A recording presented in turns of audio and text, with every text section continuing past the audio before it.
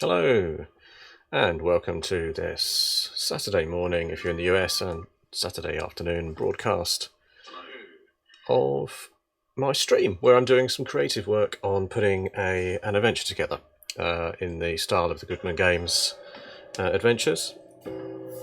And as is the typical introduction, I shall start with the gong bang. Here we go.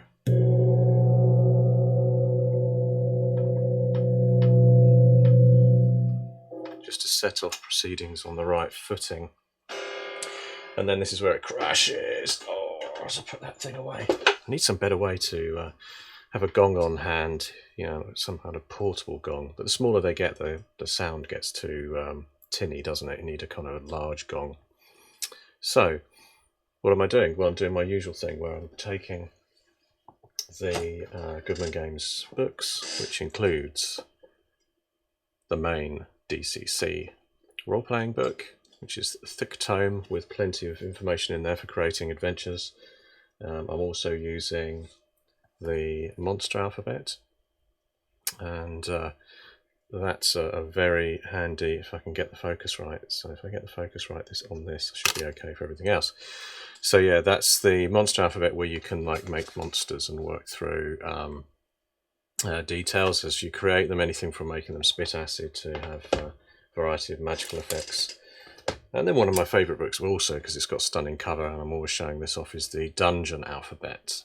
So Michael Curtis's book, where it takes you through sort of populating a dungeon. So I've been making use of that for all of the sort of room setup and things in there. Let's get that on the Peter Mullen artwork there. Yeah, so say I've some fantastic artwork in this book, by the way. Nearly every other page has sort of got stuff, so it's not just tables, although there are straight table pages like this as well. Here we go, this one's handy. 20 unforeseen developments during a battle. I haven't used that actually. Now I've seen that, I'm going to use that today, so here I try and find a bookmark to remind myself, but I haven't got anything to hand. There I have. I've got a printout actually from an adventure, some people hanging off chains from a DCC adventure, so I'll use that advents thing that I just randomly threw up there. And I've got my dice, my funky dice and sort of traditional dice as well. And by funky dice I mean Dungeon Crawl Classics has these more interesting dice types that go up to sort of D30, and you've got nearly everything in between, D16s, D3s, which is really only a half a D6, isn't it? I think there's a D7. Is there in there? It's definitely a D5. That's a D7 as well. So yeah, they're fun because they're used within the game itself. So where am I on the adventure? Let's switch over then to the Raspberry Pi. And this is where I'm putting the adventure into my Google Doc. And as I work through, I've been filling out this up. What am I on now? 24 pages, starting with the map at the top and the setting, which is called Scarpsea. And then you've got the Obelisk, which is the main target of the adventure, where there's a goddess that's dying in there. And she's looking for some followers, maybe a patron or two, because she's got no one that believes in her anymore, because this Obelisk was transported in a sort of magical portal 1,000 years ago from another realm, and that's where she was worshipped, but here no one is listening or thinking about her anymore, although the locals did for a while worship them. They've now long forgotten her. Yeah, so Cliff's End is where the adventure started, and in the last couple of sessions I've been detailing that very start moment, going off the model of the DCC adventures, where it tries to get you straight into the action, no messing about. And you sort of plow straight into finding things happening to you. So just recap last week. So I've got all the classic introduction. I've got a bit of detail about Idenea Waynes. She's the goddess that's slowly dying, and who worshipped her. And then the Correctionist, which is, I started to detail this last week. The Correctionist is like a mini sun, and he kind of controlled that temple, the Obelisk, in the previous realm, and he's kind of semi-automaton mechanical. It's like a basketball or large pumpkin-sized monster that's a sun, essentially, that can spit fire and things like that. Although I haven't done the stats, and that's the first thing I'm going to do today, is I'm going to do the statistics for that by working through things in there. And also I like, because that's the one of the final battles against the Ultra Knolls, with the mini sun controlling them and attacking the players in that dungeon, the Obelisk. I'm going to use that table that I saw in that dungeon alphabet page there, where it said that events that happen during a battle, because I thought that would be interesting to sort of throw things up a bit, that something different happens there during that fight. So adventure background, so it starts in Cliff's End, and there's a funeral, and we've said here, as you arrive in Cliff's End, there's a lot of activity, and a large crowd of 30 or more people are in the main cobbled village square, which has a statue on a plinth in the centre. It's full, and the few trees around the edge of the square have shed their leaves. The village square is located in the middle of the crossroads and just up from the stone bridge over the river Oddpole. So that's the village here of Cliff's End. That's the river Oddpole running through there, and there's the bridge into like the village square here. So this is where the players will sort of be introduced to the adventure, essentially.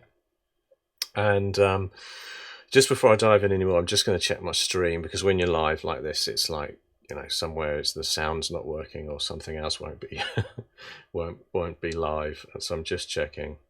Okay, so it looks like it's live. Okay, and let me just check Twitch. Yeah, I can't say that there's any issues there. It looks okay. So please shout and make a comment wherever you happen to be. Particularly if you're in Twitch at all, we're always interested to hear. So I'm going to type in there hello in the Twitch comments and just see that that's going out there too. Yes, that worked. So there we go. Back then to the desktop and the next stage. Scrolling on down. So yeah, I usually mention I'm always going to do this just to sort of say I use a Raspberry Pi I've got here, which is a type of single board computer, and there it is, Raspberry Pi SBC single board computer. In fact, I've got Linux loaded on there, and that's what I'm running at the moment here, which you can see. And you can see it has that little Raspberry icon in the top left hand side, but it's basically a little a desktop that's really easy to set up. And I can run the usual browser-based applications like Google's Docs here, which is what I'm using to draft all this. I mean, the idea is that as I get through this, I'll potentially publish this, either a small self-publish or a PDF or whatever I end up doing with it, but it will move into Adobe InDesign, which I've used for a couple of other game books that I've published in the past. So I'll stick it in there, and hopefully I'll do a couple of sessions where I show some of the layout in InDesign as well, just if you're interested in the publishing side of things, it might be worth doing it. So back to that first encounter, which I updated last week, just to sort of run through where things start right at the start of the adventure. So they're arriving in Cliff's End. They're in the cobbled village square. It's full, it's quiet, but there's a funeral procession going through. So there's a small crowd gathered to view the funeral of Alkid Smark, a local farmer with a large family that resides to the east of Cliff's End. A red flower festooned funeral cart is dragged by a pair of oxen. I was going to make it horses, but I thought big oxen would be interesting, with onlookers in various states of grief traipsing along beside it. As is traditional here, a small herd of truffle pigs. I've said, I don't know why I called them truffle pigs. They're just pigs, but I like the phrase truffle pigs. They're also in the procession, some of which will be slaughtered for the feast after the burial. And then I said, because that's quite interesting as well, you know, drag them along. It's like you do get villages and places that do like to slaughter things. And the cart slowly passes the square's central statue and is pulled on past the village. Is there an apostrophe missing in Alkin's not dead? There's possibly is, actually, so thanks for popping that out, Adam Matt. Admin Matt, even. Adam, I called it Adam Matt. That's no wonder I've got some typos in there. There is, look at it, it's even saying it to me. Oh no, all kids is what it wants to say. Yeah, so I could stick an apostrophe in there. There we go. So a sudden cry escalates to a howl, and the crowd starts screaming, some dropping to the floor or something. So this is the longest read aloud I've actually got in the book as well, in the adventure. Normally, I thought because it's the start, it's the sort of thing where you need a little bit more of a read aloud, but I don't want large read alouds, and that's one of the things I've tried to keep short. So the funeral follows with a guttural scream, causing the gathering to scatter. One local shouts, "Our kid's not dead." The pigs in the square run wild, squealing, adding to the chaos. I did wonder about how to bring the pigs into the fight without Kid charging at them. We could, they could be picked up. He could pick them up and throw them, roll them. They could charge into the players. Just had a sort of interesting feel. I've always liked that kind of Western style of scene where you potentially, a gunfight's going on, but then you've got cattle charging through or something, and it just makes things a bit more difficult. But that's up to the judge at this point whether they want to do that.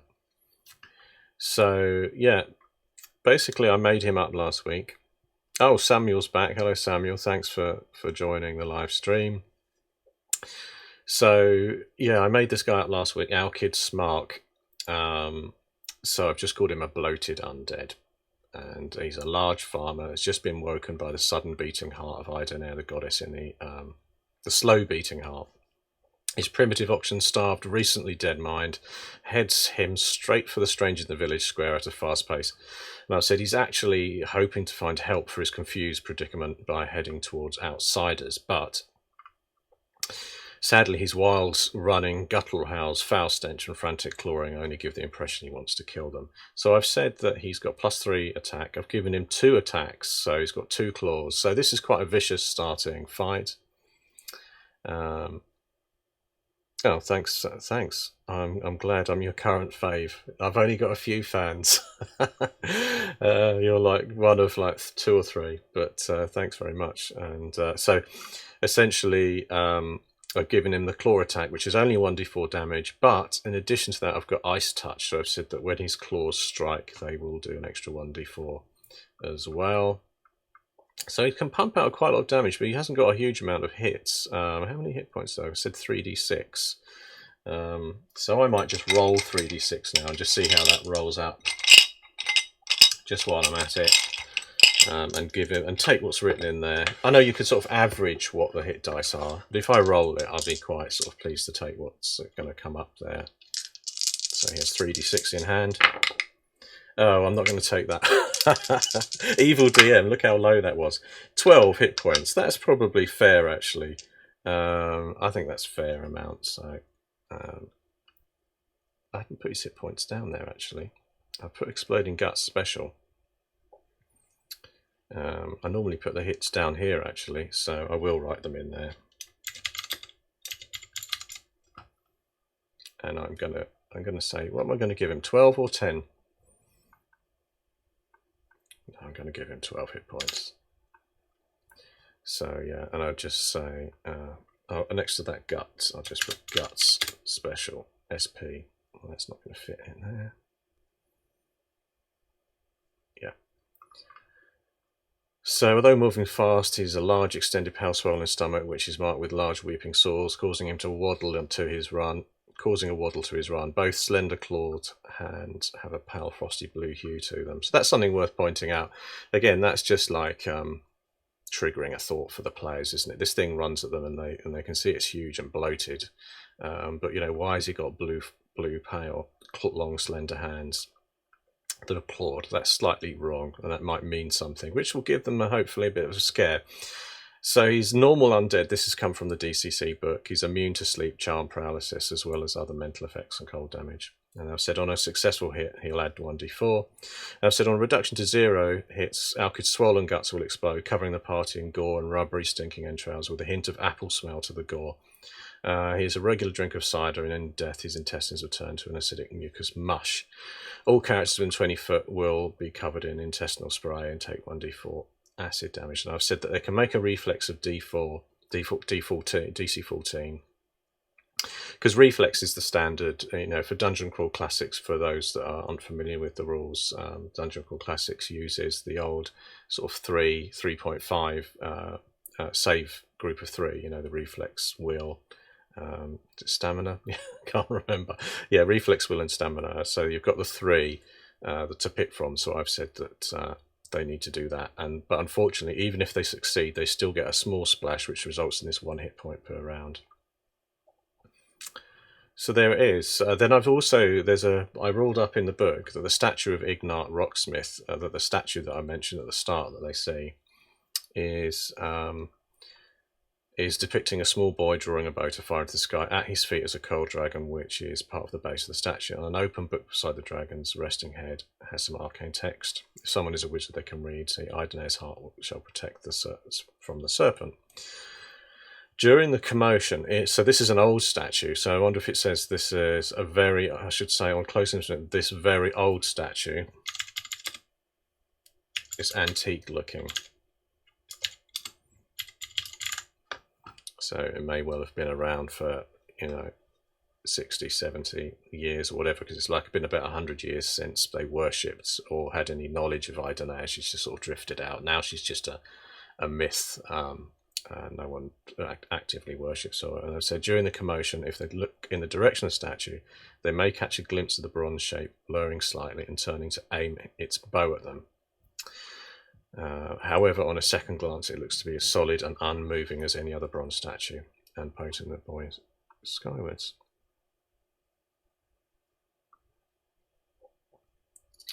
Yes, so antique statue with antique design, make it seem more professional.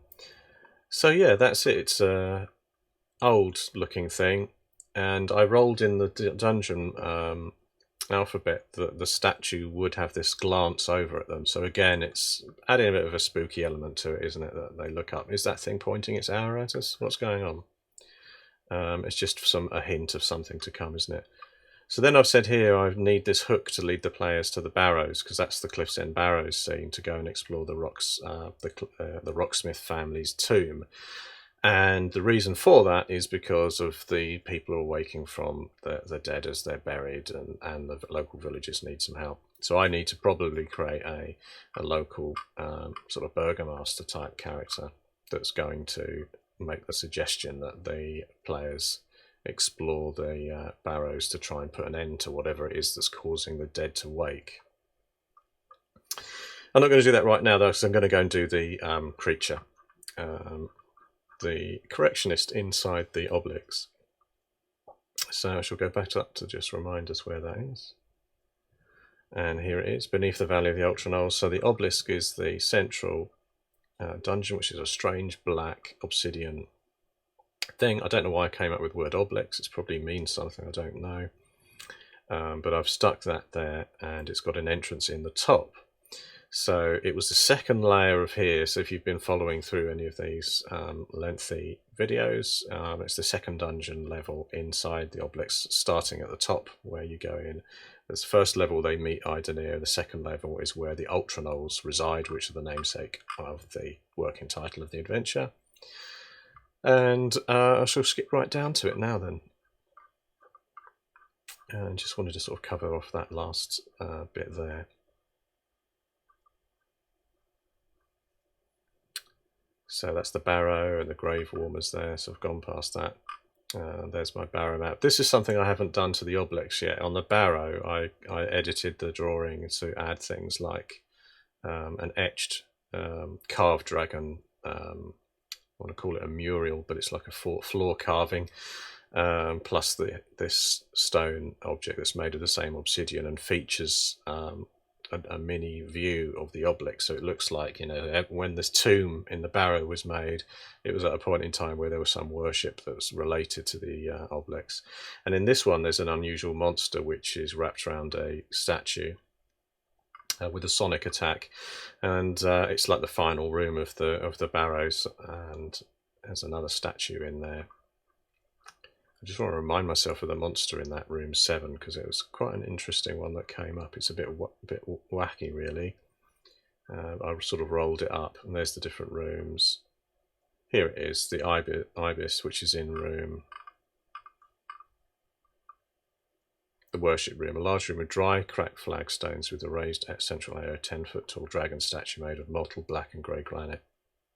Attention is immediately drawn to a golden glowing beast that's curled around the base of the dragon. The beast has the body of an oversized lion with a long elongated neck featuring a lengthy beak and half a dozen eyes lock onto whoever has ever entered the room. So it's an avatar of Idenea. She's left it here to guard the dragon statue of Gacklaganthorn, who is the ancient black dragon. Now this is a working name because I think it's a bit of a mouthful to say that dragon name. Although I kind of like the sort of length of it. Gacklaganthorn. It's okay. Ancient black dragon is still alive and currently residing in the north beyond Copenhagen, which is where the dwarf mountain range is. So the Roxas family worshipped the dragon, and by placing her statue in the tomb, they dedicated themselves to her. So I said the statue has let its lower jaw. The statue has had its lower jaw removed, and the broken part is beneath the avatar's foot. If the dragon's lower jaw is replaced, Gacklaganthorn will be alerted to the presence of Idenea, the god, and will rise from the ancient slumber to investigate the obelisk. With the statue incomplete, Gacklaganthorn has been blind to the presence of the god within her territory. So yeah, they could find that if they kill the beast and replace the bit of the statue, there's going to be a dragon on the scene later on in some form or another, or at least the next hook on this adventure after it ends will maybe introduce the dragon.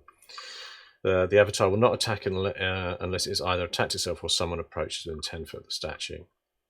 And this is this weird Ibis avatar with the lion body, which I rolled up in the monster alphabet.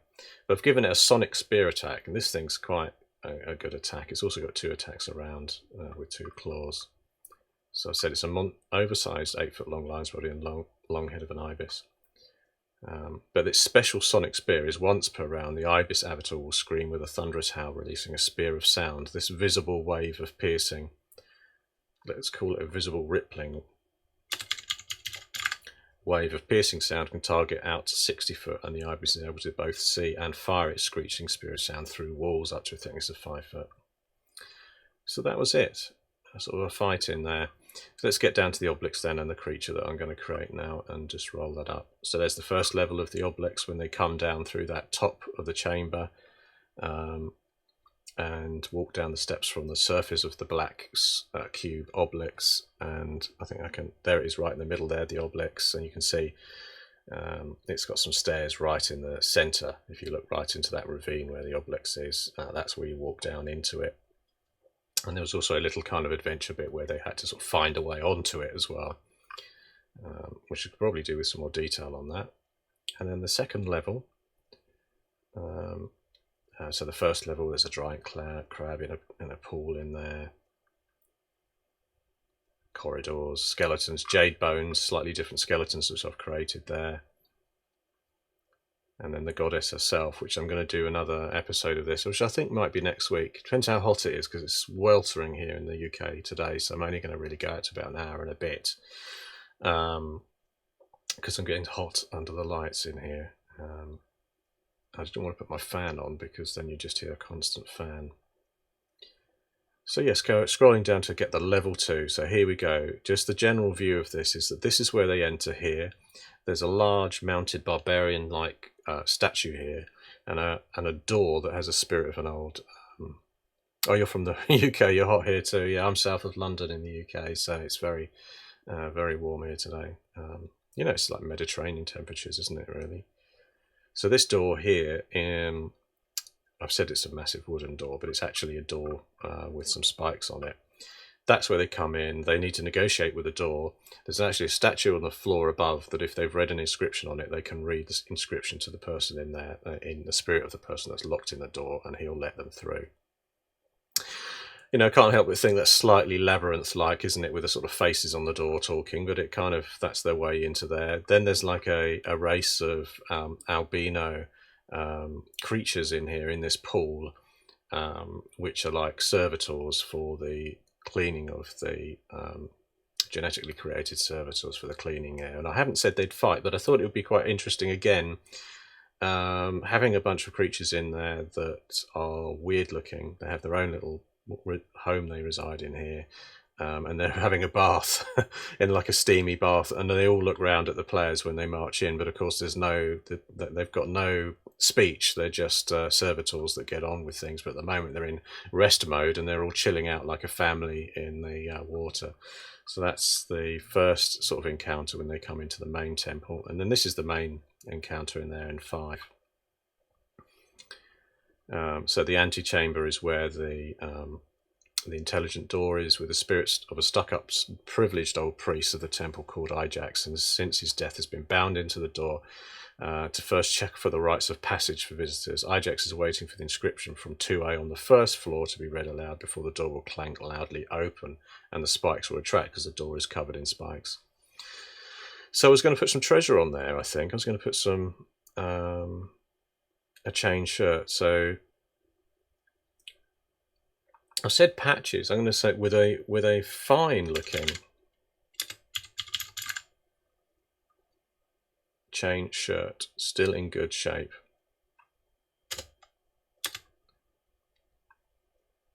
Various visitors. So a series of ugly spikes on it with the remains of previous visitors resting over the doors. I'll just say hooked. Oops.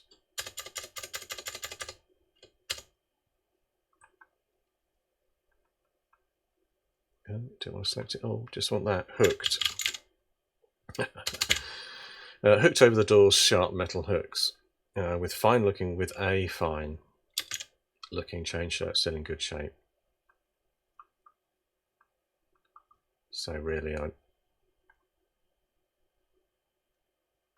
the door is intelligent, and if they don't read it, if angered by the visitors, Ajax will shout command, and the rusting iron-mounted statue in the room will animate an attack. If one of the characters speaks the phonetically memorized phrase from the base of the silver statue in the pool room, Ajax, I'll just write 2A again there. Ajax will allow the group through, and the statue will calmly return to its resting place. So the interesting thing with the Iron Golem is I've said that it's got a spear. It's got 2 attacks, so it can basically kick with its horse or spear.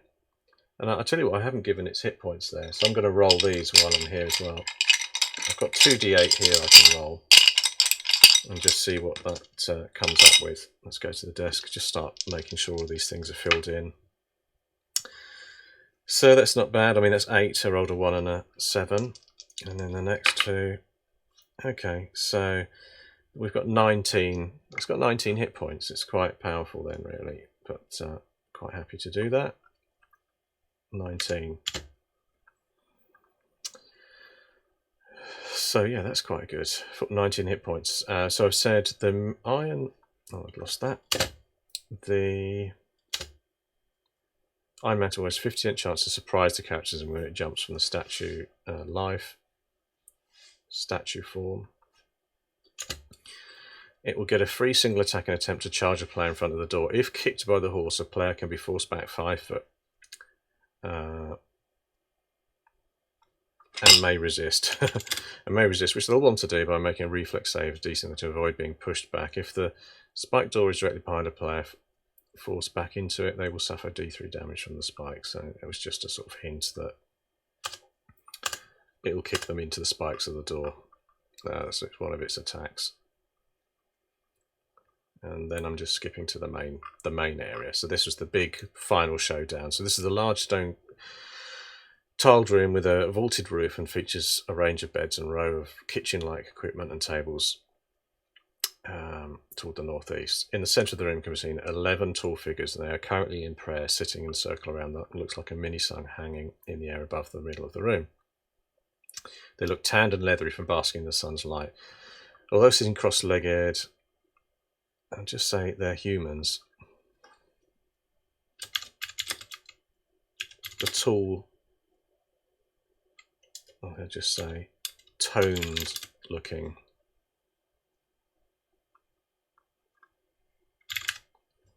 Toned and topless. I said toned and tad. The tall, toned looking tanned and... No, that hasn't worked. The tall looking. The tall, tanned and leathery humans. look strong and fit whilst basking in the mini sun's light.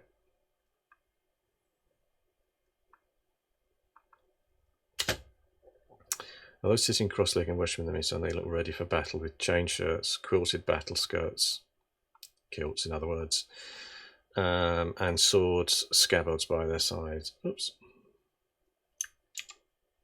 The mini sun, which is about the size of a basket weaver's basket. That's what I came up with last week, but I'm going to just say it's about the size of a large pumpkin.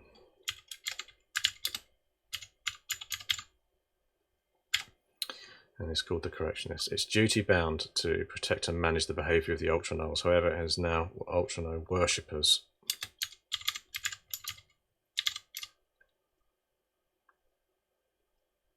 The Ultra Knoll of the temple resident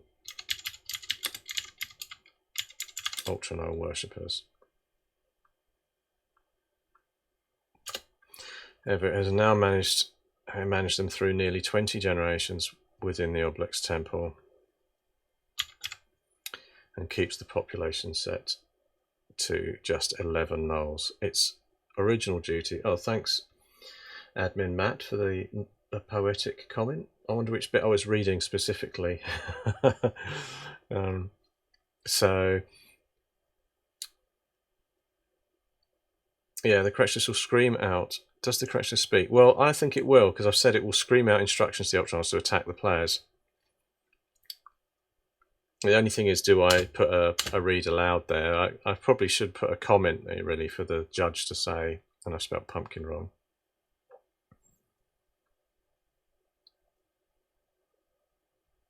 There wants to be an image of a large pumpkin, yeah. I was thinking where the large pumpkin just does sort of make you think there's a pumpkin in the sky. It's probably quite evocative, but really it doesn't look like that. It is just like a little shining sun that's difficult to look at.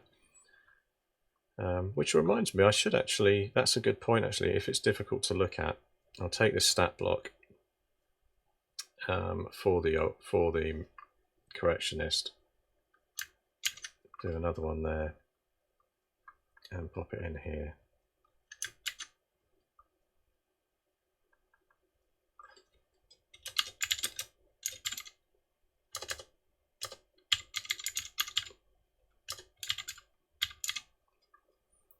Run out of room there. Oh, maybe if I don't do that and just get rid of the,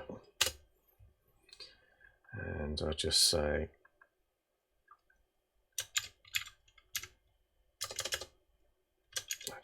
it's an automaton or something.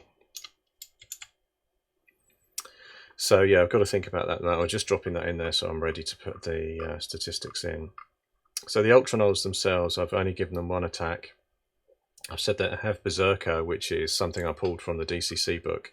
So they've got a good initiative. Their sword is +3, and I'll just call them, I'll just say humans on here.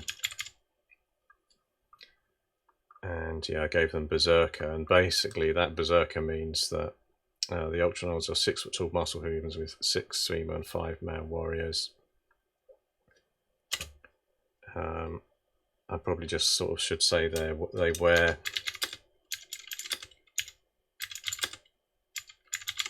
shirts with kilts and sandals. They wear chain shirts with kilts and sandals and show great poise when standing to join the fight.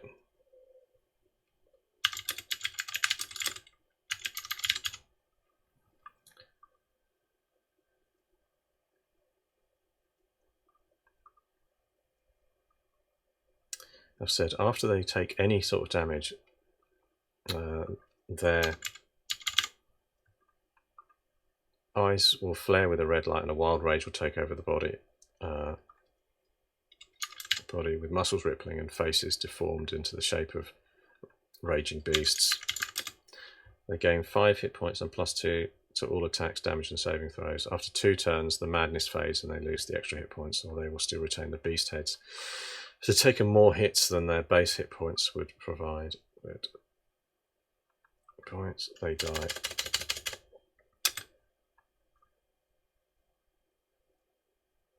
Yeah, Garden State pumpkins are huge, aren't they? We're over here in the UK. They do make champion-sized pumpkins here. Yeah, I can imagine it speaking a godly stoic tone to it. I think that's probably worth actually putting something in there.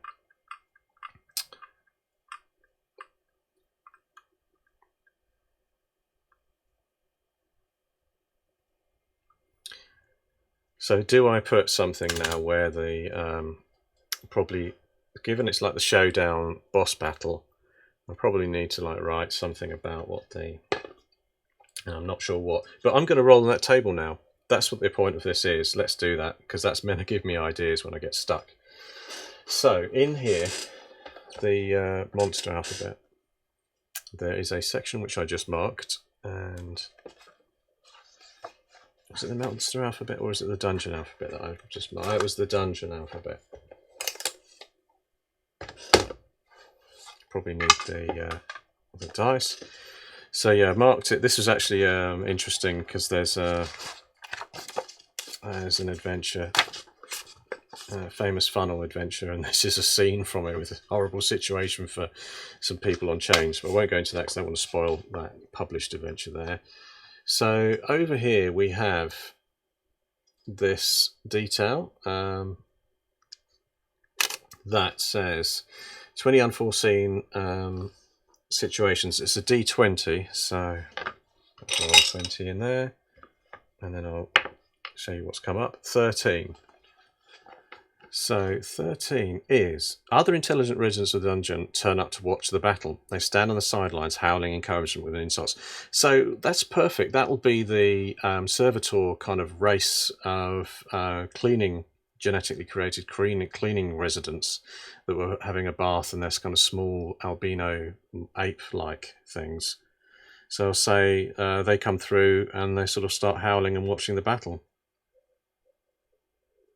So if the party is victorious and wins prestigious spectators large sums of gold, so they might gain unexpected benefactors. So actually maybe they'll be happy that their overlords are dead, and they will then aid the players if they win. So that's worth. I want that, but I probably want something else as well. So I'm going to just write down that the servitor race. Spectate. That makes it a bit weird as well, isn't it? That's a bit different. You know, you don't always get spectators in a dungeon scene. I quite like that as an idea. I wouldn't have just thought about that immediately myself without rolling. So I'll roll again on the table. Oh, what's that going to be? Something amazing, he hopes, on 20 down there. Oh, the battlefield changes dramatically. Walls suddenly appear, the combatants are teleported to a new location, or they're thrown into a different world or plane. Well, that ties in with the fact that this was from a different world or plane. Unbeknownst to either side, the fight activated a slumbering magical item or a contingency spell that chose a particular moment of their battle to take effect. So I think that would maybe be on the death of the mini-sun, and because rather than it being mid-battle, if they slay it or maybe do something with it, something will open up a portal to where Idonair was originally from, almost like giving it an opportunity to return. So yes, that's what I'm going to write up there for anyway, and just see how I roll with it. So probably. So yes, the Correctionist screams out instructions to the Ultra Knolls to attack the players when they enter. So basically, it is going into that sort of fight, and I'm going to say that it's like got an archaic tongue, but I think it's going to understand Common as well. So the Correctionist will scream out instructions in an archaic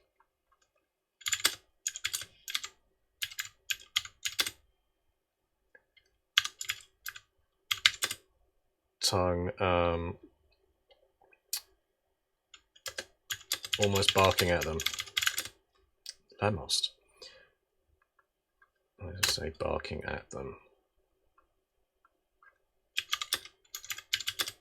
and flaring, and the surface of its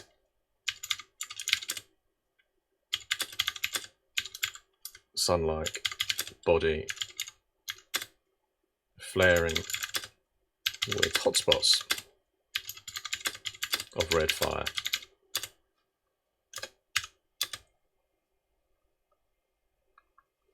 No, actually I'll say whilst the surface of its sun-like body flares with hotspots of red fire.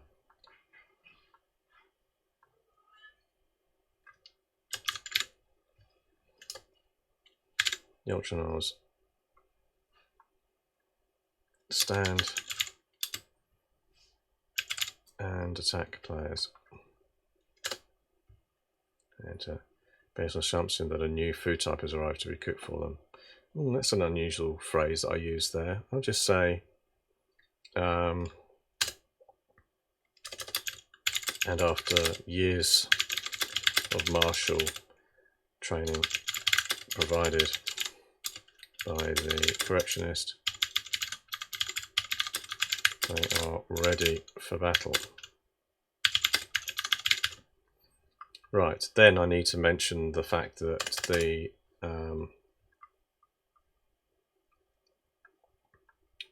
so after engaging,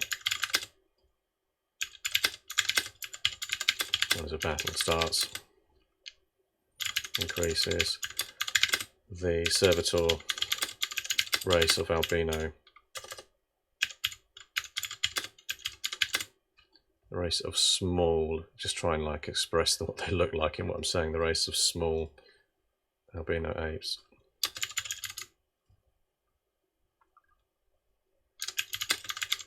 Walk through from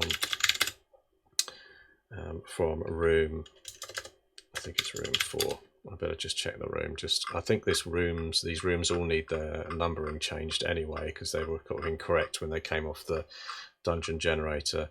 Yeah, room 3 is where they reside, and room 4 is their sort of home. I'll just remind myself what I called them. I haven't given them a name or stats, but I should give them some stats. Oh no, that's not up above. Level 2. Room 7's the entranceway, which is the wrong numbering, isn't it, really? So the steamer bath can be seen in the steamer bath. Can be seen a dozen small white beasts with 4 arms. They'll grim each other and stop when anyone enters. They're currently on a rest period and won't attack unless instructed. The small knee-high servants have white skin and 4 arms with mostly featureless face, no nose and no ears. Oh, they're going to have ears, because they're going to have to hear what's the battle going on. So I'm going to say no nose and a small and only small holes for ears. Yeah, servants. So come back down, and I've missed all the whole section now.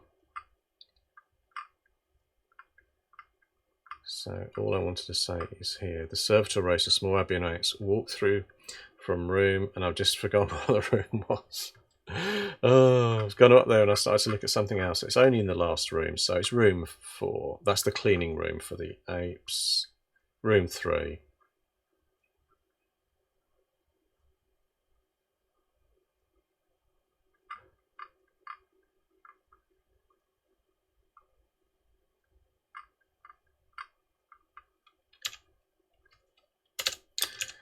And we'll start to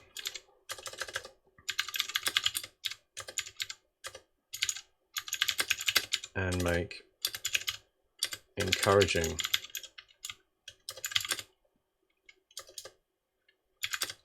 whelps.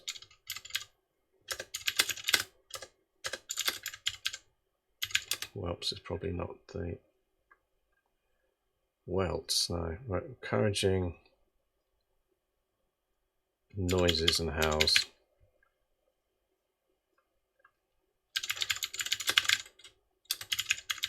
To appear to have the upper hand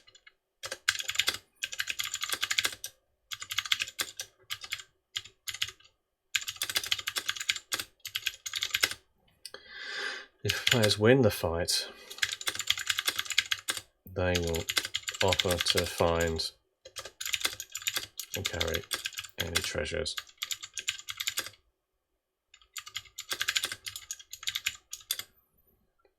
Actively seeking out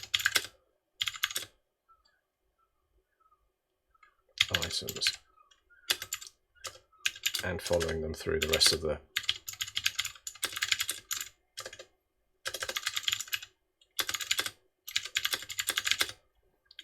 obelisk. So they get some hangers on, they get some groupies basically in the form of these guys.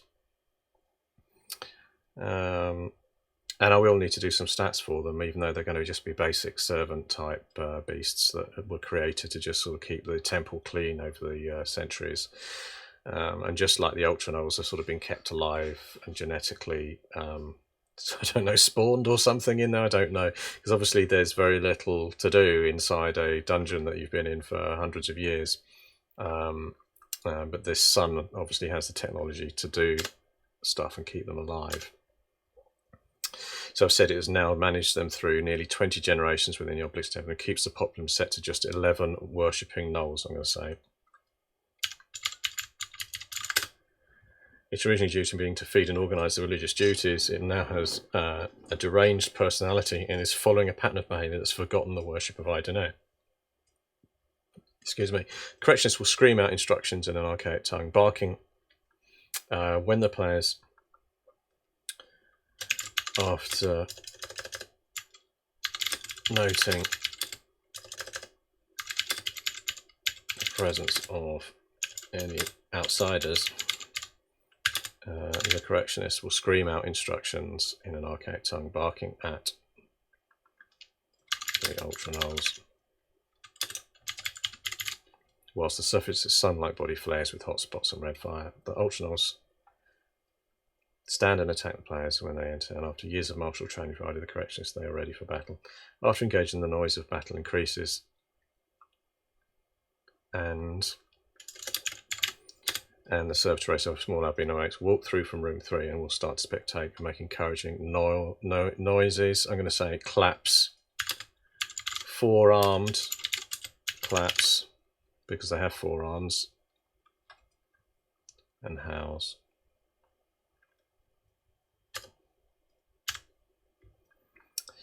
Oh yeah, thanks Samuel. Yeah, I thought it'd be interesting to try and write an adventure online and just let these books guide me, plus, you know, get ideas of my own ideas, and that's how I work. It's like a springboard, isn't it? I really, you know, I've been games mastering for 30. How old am I? Started when I was at school. It's about 12. Games mastering for about 38 years. And yeah, I've written lots of adventures that I've played through with cat players. But what I tend to do, just as an aside, is I tend to, you know, like some people say, do you like to homebrew, or do you like to, you know, it's the classic, all those groups on Facebook where they have sort of a stream of D&D memes coming up, or memes even. Memes screaming down the screen all the time, where people like put almost like clickbait comments, don't they? Who prefers homebrew versus you know, running a published adventure? And I always find that I've always mixed it up. I've never really had a preference. I'd be quite happy to pick up, if I was doing a D&D, I'd pick up that latest Strahd adventure. I ran that sort of 2.5-3 years ago. It took about a year actually of gaming to play through it. But it didn't stop me adding in loads of extra stuff of my own at every step of the way. But I tell you what, if you're doing a game every week, it's quite handy having a published module if you're working and everything, because you can just fall back on, oh, I just need to read a couple more chapters and detail out a few more things. But then it just exploded out of that into its own campaign, although I was using the Fair and Forgotten Realms setting. And at the moment, my weekly game is a DCC game, and I'm using published adventures in that. But again, I'm mixing in odd stuff at the same time, so I just sort of do both.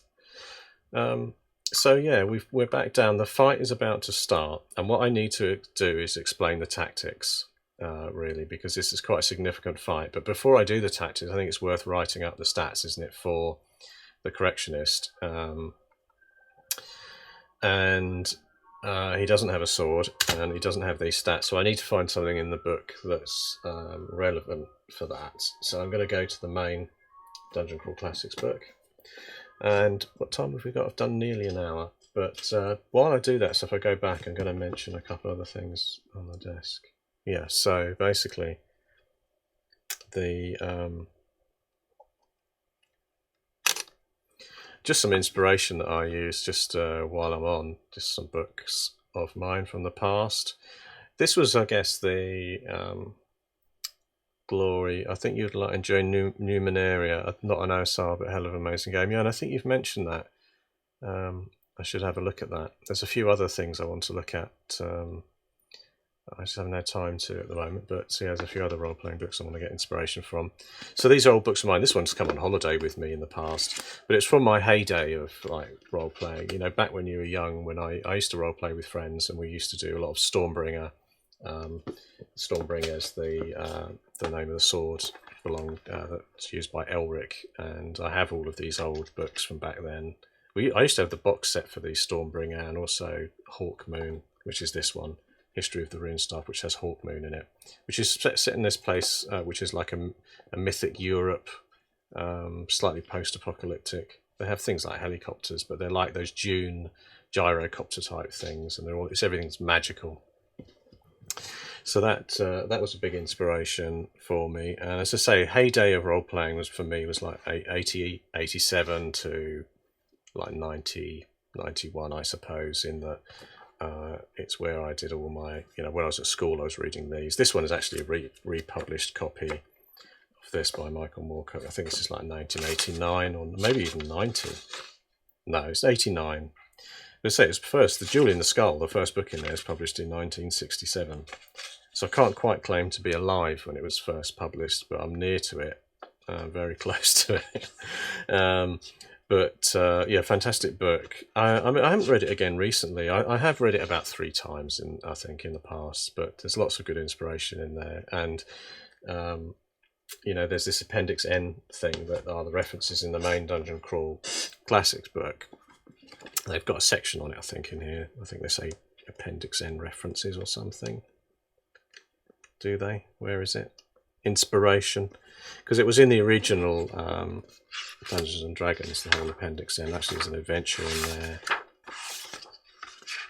Appendix T. I'm looking for Appendix N, and that's Appendix T, which is actually the Appendix T of the book.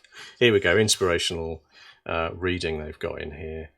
So they have all the classics, RSR resources, podcasts, third-party publishers listed. And then they actually called it Appendix N, Inspirational Reading. So they've got, the first 1979 publication of AD&D by Gygax had a glossary and Appendix N, which had listed all of his inspirations. And you can see here everything from Dying Earth by Jack Vance, which is actually a book that they're now doing a Kickstarter soon, I think, on Dying Earth. The Goodman Games company. So for this setting, Dungeon Crawl Classics, Conan, Lovecraft.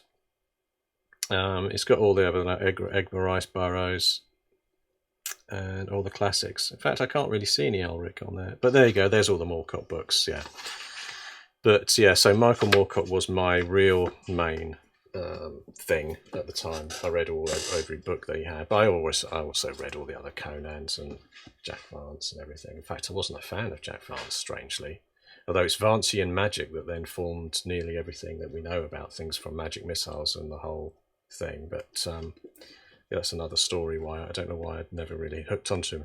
So this guy, Michael Scott Rohan, I don't think he did an awful lot of books, but this was a series called, and the first one was Anvil of Ice. Then you had Forge in the Forest. This is book 2. I couldn't find my book 1. And then the last book is Winter of the World. And this is artwork by Ian Miller. I think they may have used Ian Miller on the new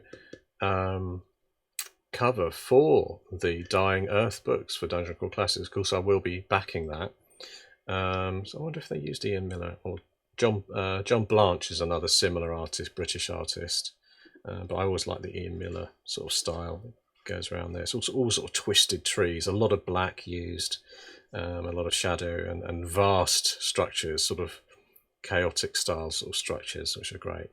But this is good. This book is sort of, it has a Celtic feel. Michael Scott Rohan sort of writes a sort of Celtic fantasy. And you can see by the naming, things have this. So, you know, they have this kind of elfy, and they think things are called locks. So it has that instant sort of feel of a Celtic thing. And some of the names are Thunborg, Saldenborg. That sounds sort of German Celtic, doesn't it? But well worth looking at. I won't go into the detail of that one, but they're Michael Moorcock as well. And this one in particular, this series, Jewel in the Scun, Mad God's Amulet, Sword of Dawn, and the Rune Staff are all great. Really should get a new copy. But this was my copy when I was young, and I say it did come on holiday. I probably read it three times maybe, and great inspiration. We actually played. We were weirdos, me and my friends, because we didn't play really any D&D, and we didn't play your traditional games. So we were KFC and mostly Stormbringer, and you know, Cthulhu and things like that. That doesn't make us weird, I know, but I mean, a lot of people have like fond memories of like the late 70s and the whole of 1980s being Dungeons and Dragons for them if they were players, and for us we didn't really play it. We did have a couple of little campaigns of Dungeons and Dragons and then advanced D&D, but we never really focused on it. Actually, bizarrely we went from a very long-standing Stormbringer campaign that was like 5 or 6 years long, and we skipped into a Pendragon campaign after that, which was very Celtic focused. And sort of mythological stuff rather than your classic D&D as well. But I love it, you know, I like all games, so it's like everybody else. So where was I? I was just about to get this tome over here, the Dungeon Crawl Classics book. And rather than look at those sections, I'm going to dig for the monster stuff. You will cut off your legs, your arms, and your head. So here we have the section on beasts, and I'm going to try and find something that's relevant for the Correctionist.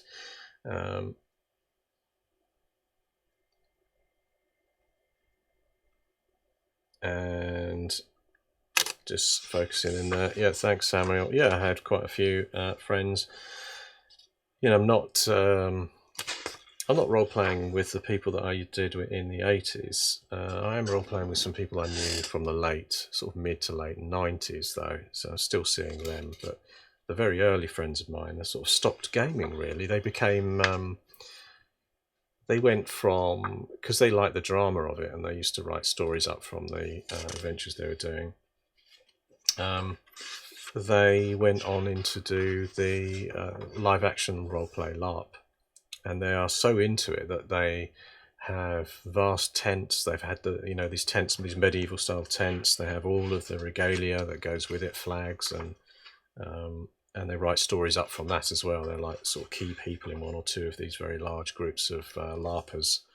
And I think that just means that they weren't, they just lost interest in the tabletop. They wanted to sit around a real table drinking mead in a tent by an open fire.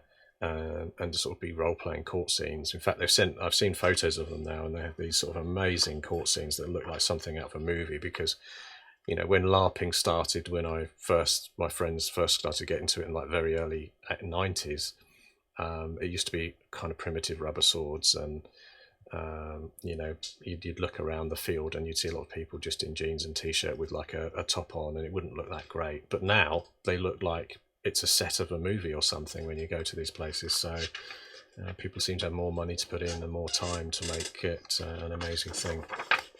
So how am I going to create this Correctionist in a way that is magical enough?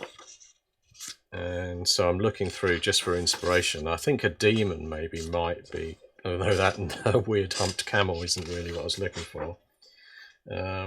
Some kind of demon with an ability might... Dimensional Sailor.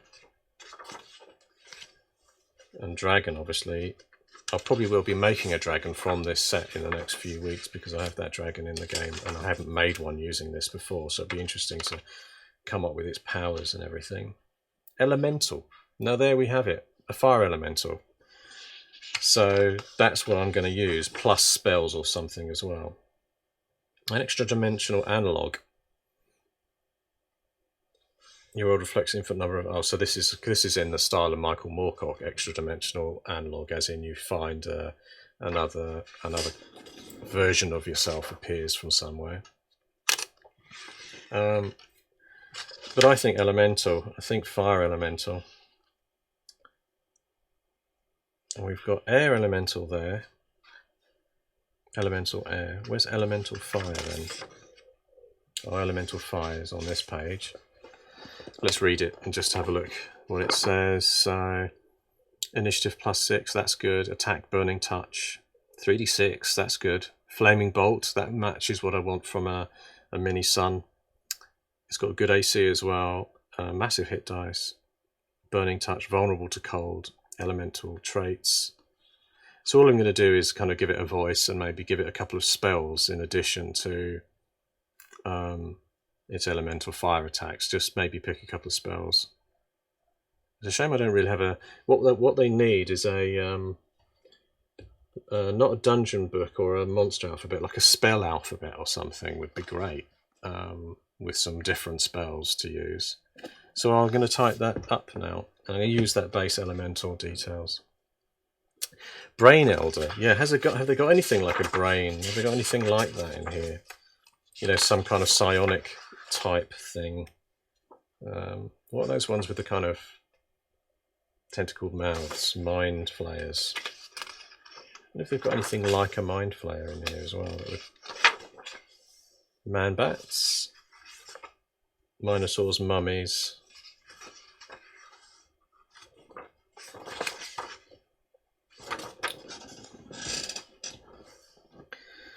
Pterodactyl serpent servitor. So this is like a devilish creation of a chaos lord serving their masters. I like this. They can cast cantrip at will with a +4 spell check with a paralysing claw, which will follow up on a gnawing on their paralysed foes. I like the fact. I think I could give it cantrip, which would be interesting. Underdark slug, shroom, superhuman, snake, troglodyte, troll, zombie, vombis leech.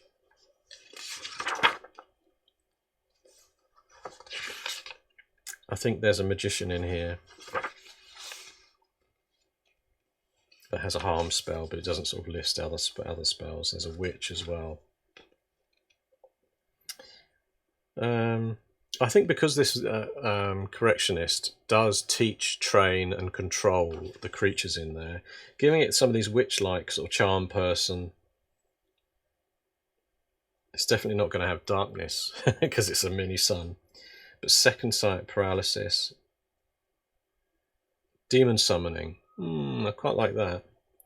So I might give it some of the witch stuff as well. So let's switch over. This will be the last thing I probably do now. So I'll take the stats. It's going to get the statistics of a fire elemental, basically. So I'll just start working through. Fire elemental has +6. It is going to be lawful. Even though fire elemental is neutral, I'm going to say this is a lawful creature. And it has AC of 18. I'm going to take that straight from the book. It's going to have the same hit dice. Hi Dice Tales. I'm not playing here at the moment. This is me writing an adventure. Oh, hi Judge Robin. Hi Jilt with Kicker. How are you? Thanks for popping in.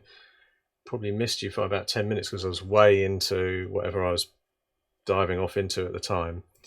But yes, thanks for popping in, Dice Tales. This is Dungeon Crawl Classics. I'm writing an adventure. They're in one of the final boss showdowns, really, in the middle of a dungeon called the Obelisk, where we've got some things called Ultra Knolls, which are like humans that when they go berserk, a sort of beast form rages out of them, like a Egyptian beast form will rage out of them when they take any damage and they go berserk. And they have a Correctionist that's like a mini sun the size of a large pumpkin or basketball.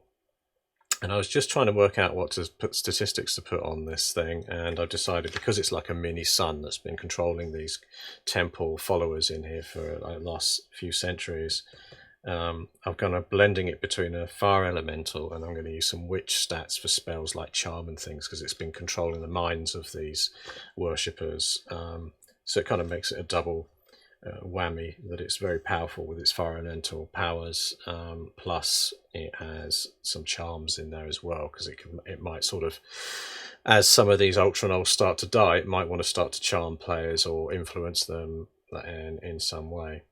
So I'm taking the stats now from the fire elemental, and it's got a plus 12 melee, which is quite amazing, really.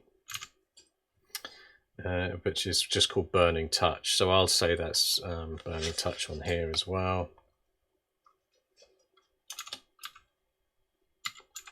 Because it's a mini sun, I'm tempted to say things like it's got a hotspot attack or flare.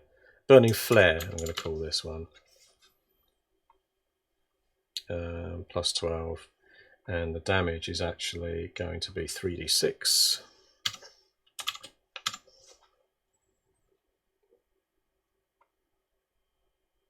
Yeah, so that's quite nasty. And hit dice I haven't got on there correctly yet.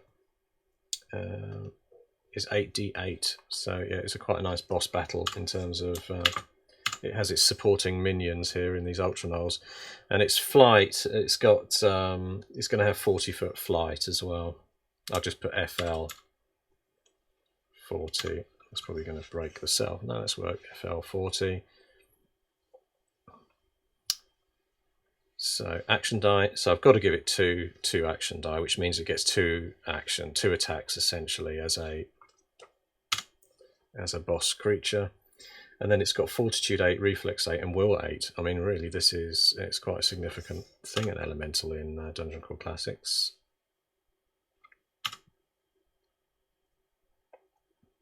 Oh, that's okay. Jilt with Kicker.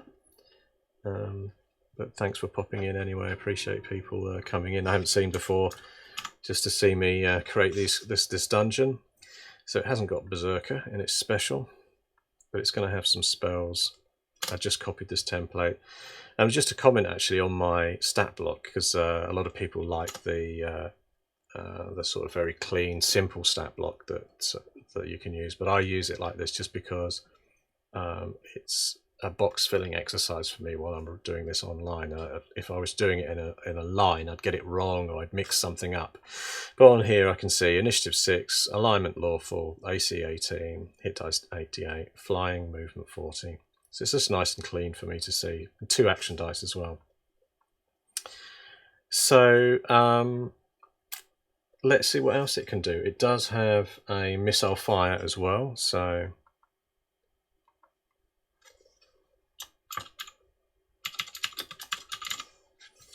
and which is a plus 8, so slightly less likely to hit. But if it's going to stand back and let the Ultra Knolls do most of the action, oh no, that's appreciated. Yeah, I think the schedule's wrong actually. That it says that I'm live tomorrow on Sunday, but it's actually every Saturday from 11 in the morning US Eastern Time and 4 in the afternoon UK. So, and it does damage of, for the missile fire, 2d6. So literally, as if it pulls back away and lets the fight happen with the Ultra Knolls, it's going to be dropping in these quite nasty fiery missiles, potentially at a rate of 2 a round, but I'm not sure whether to say that it can only do them once. So I'm going to read this. So fire elementals are living towers of fire. Well, obviously this isn't a living tower of fire, it's like a small nugget of a basketball-sized mini sun, but still very potent. And the air around them is unbearably hot, and they set fire to anything they touch, scorching or melting even the toughest metals. Any creature with touches of fire elemental, whether wounded in combat or initiating, may catch fire. Targets on fire make a DC 16 reflex or take 1d6 damage each round. So that's one thing to take over. Basically, if you start engaging it, you're going to start catching on fire as well. So I'll just write that in.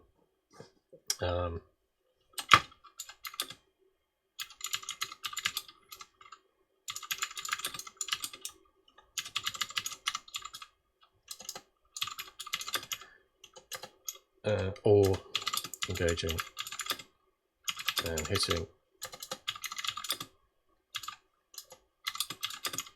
in a fight, risks catching fire as large blasts of heat and flame escape mini-sun's surface. And then we'll just say targets on fire, d6 reflexing, or take 1d6 damage each round.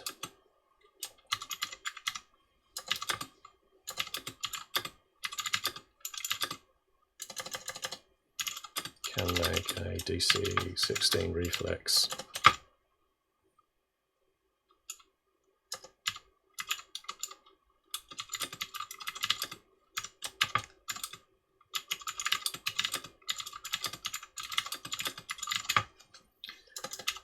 So that's quite nasty. Targets for fire must so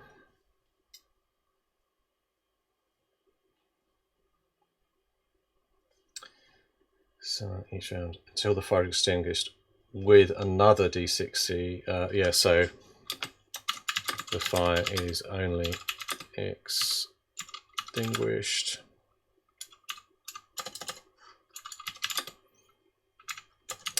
with another DC 16 reflex.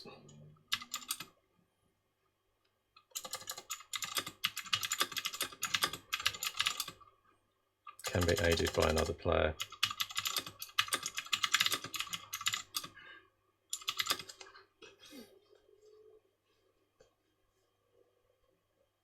+4. So let's see, fire animals are immune to heat and fire based. They cannot bear the touch of water, will not pursue prey underwater across lakes. They take double damage from cold and water attacks. So I'll say the same for this. The Correctionist, oh, I've scrolled off the page there.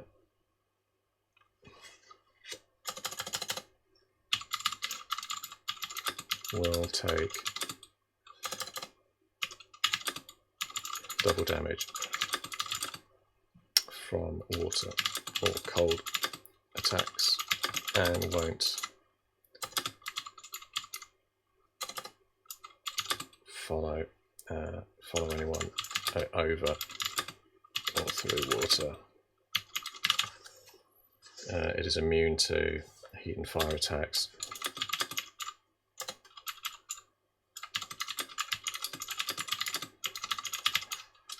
So the special thing with this, obviously, is that now I'm going to give it some spells and things too. And just to have a read generally on fire elementals. So with fire elementals, wizards can attempt to take control of a free-wheeled elemental. So they're not going to be able to do that with this one because it's got its own mind. So the other thing is, right in the centre of it is going to be a small kind of talking fruit again. Obviously we've got the pumpkin-sized mini-sun, but inside is maybe like an orange or a grapefruit-sized sort of core of like a blackened metal, which will be the sort of generator of this sort of ancient automaton, the thing that's come from another realm. So it's that sort of thing inside, and I can imagine it. I'm thinking in my mind, you know, in Star Wars, there's that training thing that Luke fights against, that little ball that fires out tiny lasers. That's what it's like in the center of the Correctionist, like a tiny little metallic thing with pot marks and blackened, because obviously it ignites. So once they've wiped it out, it's not. I'll do something along the lines of it's not going to be completely dead. So once they destroy it, it'll be like they'll extinguish it. It will turn into a kind of metal chunk on the floor, losing its flight. Probably be very hot for a while, molten red. But then once it's cooled, it could be potentially prepared. But obviously they're in a fantasy realm. They're going to have no idea how to fix this thing. But just thinking through ideas there for it.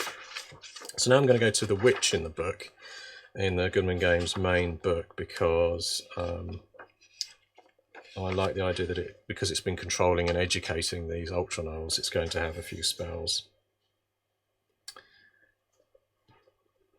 So I'd say, you know, the Ultra Knoll knows a few spells, so I just roll on here. Not the Ultra Knoll, the Correctionist.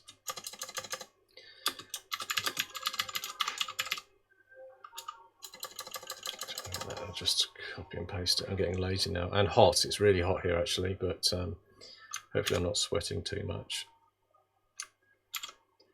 The Correctionist knows a few spells, has a few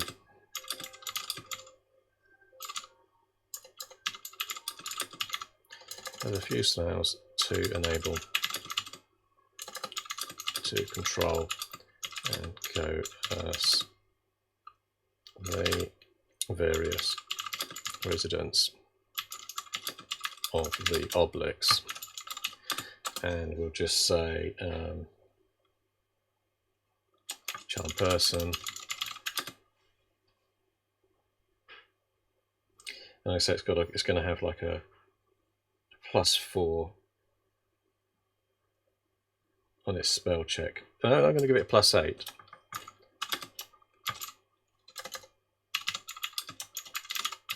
Just before I forget to put its spell check on there when it rolls on the spells. I'm going to have forget. That is going to be a good one. Forget. And I think demon summoning as well.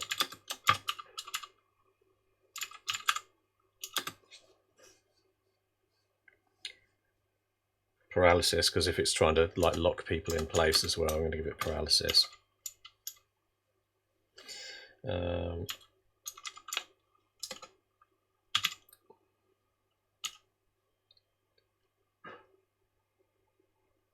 Yeah, I wonder if it's got telepathic ability as well. Maybe. Yeah, I quite like that idea.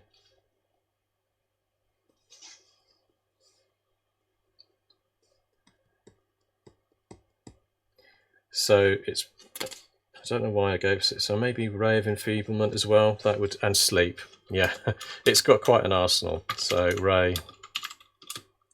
Now I have to remind myself how to spell enfeeblement. Ray of Enfeeblement, and the last one's going to be Sleep, because it will again, it's another controlling thing for these worshippers. Oh, I'm fed up of them today, I'll just send them to sleep and I'll make them forget the bad behaviour that they had from yesterday and go from there. So that's it. So probably, since I've got 5 minutes, I'll just sort of talk about the battle. So we've got already that the battle will, after engaging, the noise of battle increases. The servitor race of small albino apes walk through from room 3, and they start to spectate and make encouraging noises, four-armed claps and howls whenever the players appear to have the upper hand against the Ultra Knolls. If the players win the fight, they're offered to help them. And I'll just say, in terms of the Correctionist, I'll say that it obviously has some tactics. So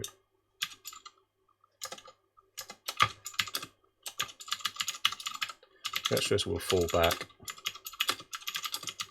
away from the group, away from the strangers.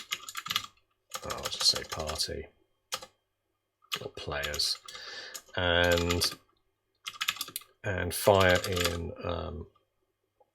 molten blasts of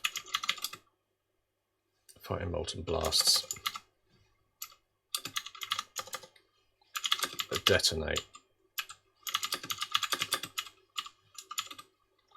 I don't know whether they'll bang when they hit players. It will continue to try to put the Ultra Knolls between itself and the players, although any that stray near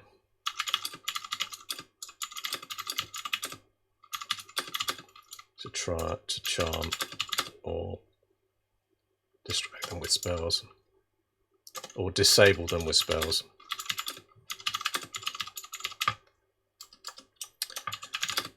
Once reduced to 0 hit points. I'm just writing this in because I don't want to forget that I said this. The Correctionist will drop to the floor with just its, I'm going to say molten metal, or just its metal core extinguished and glowing a rosy red colour. American spelling or UK? I'll go for American.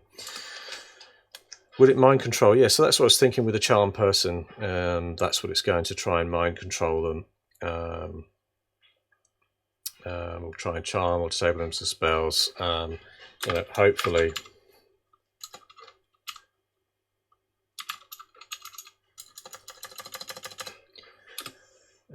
So once reduced in scale, she'll drop to the floor with just its metal core extinguished in a glowing rosy red colour. So I have an idea for where the Correctionist sort of resides. That it is like a kind of a weird mechanical room with a like a socket which it kind of goes out and recharges itself on, like a embedded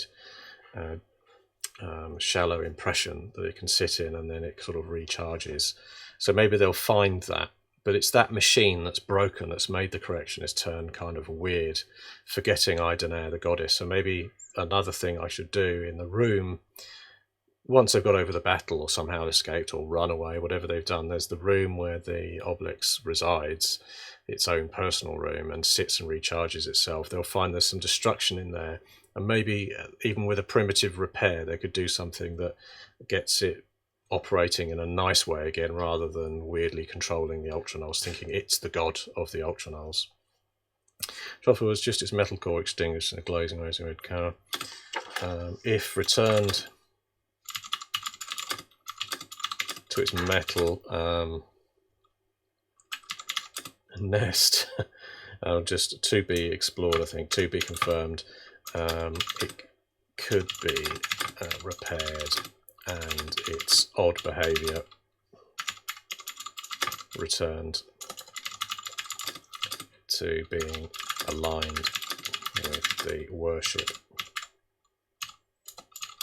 of workshop, worship of Idonea, the goddess. So there we have it.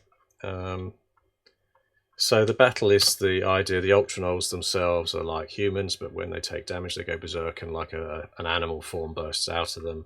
I should write some examples of different animal heads and just roll them in here, write them in here for the judge to be able to read back and go, okay, that one's got a jackal head, that one's got an eagle head, whatever it happens to be when it turns into its rage form. I quite like the fact that, you know, they're not lycanthropic, lycanthropy. They're not that. They're more like a inner rage that brings out this sort of otherworldly beast head, probably gifted to them by Idonea, the goddess, to making them into powerful, because they're powerful servants and defenders of the temple before it was transferred into this realm, and they worshipped her and defended her to the death. So that's why they were trained in battle to protect her. But now they're just obviously following the Correctionist, because over generations it's influenced what they're doing and having them follow it rather than the goddess, which is also why Idonea is fading away as a goddess, because she hasn't got the followers she used to have. So the outcome is, at this point, maybe if they don't kill them all, but they take out the mini sun, it's at that point the Ultra Knolls control fails. So there we go. That's another thing which I'm going to write in the battle here, just as another note to myself. I won't finalize what I'm doing here, but if I write something along the lines of, if the Correctionist is defeated, any remaining naysayer, any remaining Ultra Knolls will stop fighting, and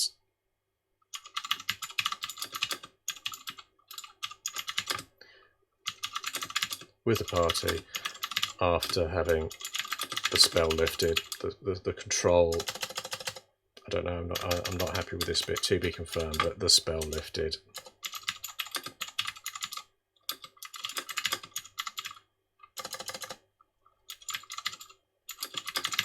the mini sun. So that'll do for now, but I need to expand on that. And that's it. There are still a couple more rooms in there. Well, it's funny you should say about the black hole. I'm not sure about the black hole, but I like the idea that when it dies, something catastrophic happens, because we did roll that up in the in here on that page where it said that where was it? Anyway, it said that the battle triggered a transportation to another realm. So maybe when he dies, I quite like that, Samuel, actually. Maybe when he dies, it does open up some kind of black rift in the room above where the mini sun is, and that is a way to get back to the old realm. And maybe the Ultra Knolls would like to go there, and so Idenea might follow as well, because she could be in this battle if they've pledged allegiance to her earlier on anyway.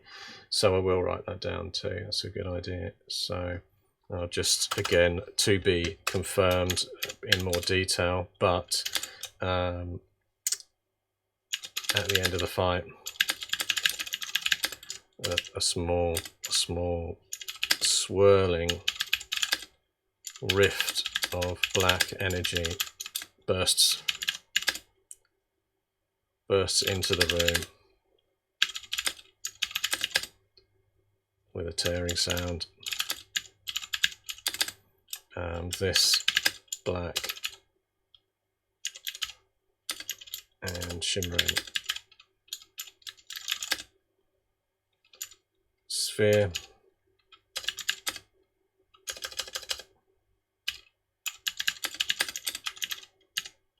I can't remember what I called the other realm yet, but I have got it listed as a gateway back to the Obelisk's original realm of, and I can't remember what I called it, but I'm not going to look it up now. Just put that in there because I'm finishing up. So that was great. So yeah, the Correctionist is the real villain, and so we've got the opportunity to now, reunite the Ultra Knolls, any that haven't been slain by the players, with Idenea, because of course they'll battle her as well if she's with the party, and also potentially then go back. There'll be a black gateway to take anyone that wants to go back to her original realm through. So she might want to go through, the players might want to go through. I might say actually that after a moment, the center of the black sphere clears to reveal a series of sand dunes.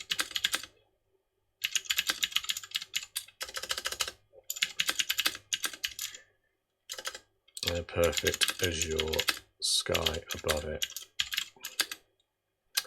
So this is the original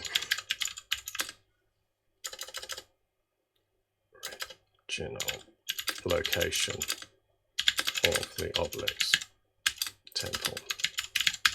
That'll do. All this section needs tidying up, but I think that sort of covered off the final stages of the adventure, with a fight with the Correctionist. The fact it's got spells is pretty heavy hitting as well, and also has that sort of slight technology thing going in there, which I quite like, even though it's ancient weird tech anyway. That kind of Egyptian tech, that stuff in Stargate where it's not really, well, it is that Stargate sci-fi, isn't it? But I mean, it's that kind of Egyptian style thing that this mini sun had come from. So it's on theme with the fact it came from like a desert realm anyway. So that's it then. So I think I can go back to there and just have the desktop up again. And just say, yeah, thanks very much for listening in. That's been an hour and a half of more Dungeon Crawl Classics. I think I've enjoyed making a couple of, making that mini sun creature and using the fire elemental. I had no idea I was going to use a fire elemental. There was me working on a creature the size of like a basketball that was like a mini sun, and I didn't instantly think that I should use a fire elemental until I actually landed on the page, and it's perfect for it. It's really hard. It's a good sort of boss battle fight with its supporters there as well.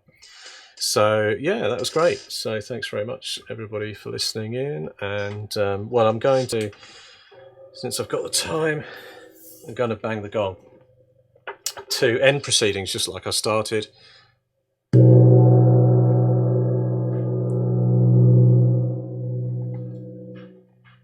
And try not to make a massive crash when I put this down. Although the crash is quite an interesting noise, especially when my headphones get stuck in it as well. So thanks. I'm now going to stop the stream. So need to find out where I press the button now. Stop streaming. Goodbye. Thanks.